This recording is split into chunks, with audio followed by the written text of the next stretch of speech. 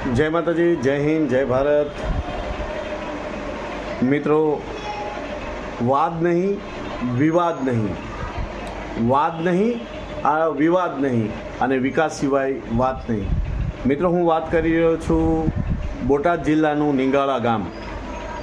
હા મિત્રો, બોટાદ જિલ્લાનું નિંગાળા ગામ અને આ નિંગાળાની અંદર નિંગાળા 13 જિલ્લા પંચાયતની ચૂંટણીમાં આ વખતે અપક્ષ માં ઊભા રહેલા દેવપૂજક સમાજના એક બેન, જે ઉમેદવારનું નામ છે ભારતીબેન વિપુલભાઈ સાથળિયા। તો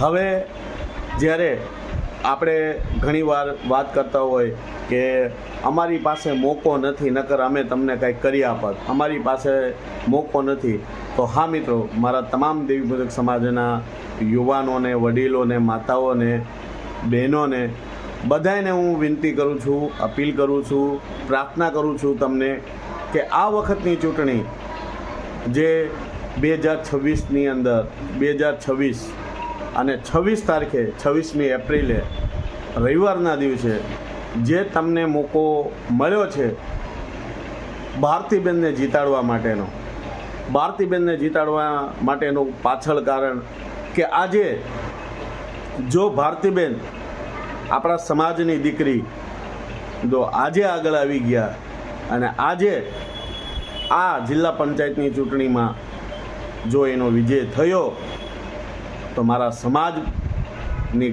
દરેક બહેનોને કંઈક ને કંઈક મોકો મળશે।